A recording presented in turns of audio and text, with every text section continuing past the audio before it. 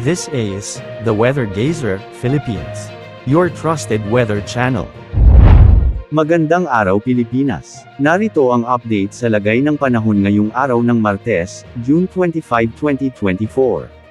Sa kasalukuyan ay easterlies ang patuloy na makakaapekto sa bansa ngayong araw lalo na sa eastern sections ng Southern Luzon, Visayas at Mindanao kaya asahan ang maulap na kalangitan na may mga pulu-pulong pag-ulan sa mga nasabing lugar.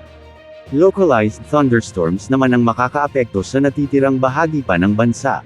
Samantala, kasalukuyang nasa monsoon break tayo ngayon dahil sa bahagyang paglayo o pag-urong ng habagat na ngayon ay umaabot lamang hanggang sa West Philippine Sea.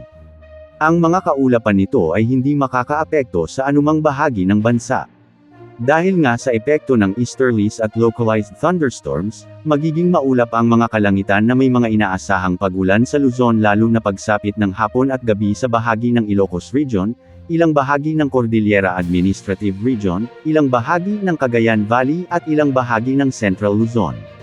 Mas makararanas naman ng katamtaman hanggang sa malalakas na pag-ulan ng Metro Manila, Calabarzon at Mimaropa kasama na ang Bicol Region lalo na sa hapon at gabi kaya pinapayuhan po natin ang lahat na maging alerto sa banta ng pagbaha at pagguho ng lupa. Dahil pa rin sa easterlies, asahan ang mga pag-ulan ngayon sa Leyte at Samar Provinces kasama ang Romblon, Cebu, Bohol, Masbate at Negros Island Region. Posible ang mga pagbaha at landslides sa mga nasabing lugar. Dahil sa pinagsamang epekto ng easterlies at localized thunderstorms, may mga inaasahang pag-ulan sa halos buong Mindanao sa hapon at gabi. Katamtaman hanggang sa malalakas na ulan ang aasahan sa malaking bahagi ng Surigao del Norte at Surigao del Sur, Dinagat Islands, Agusan Provinces, Compostela Valley, at Davao Region.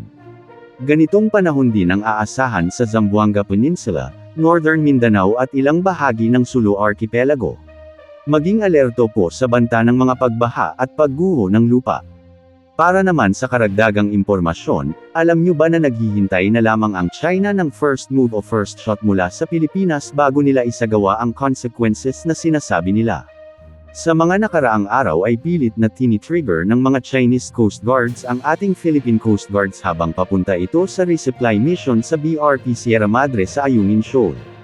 Ang panggigipit ng mga Chino sa ating mga AFP ay siyang senyales na inuumpisahan na nila, na tayo ay asarin hanggang sa maubos ang pasensya natin.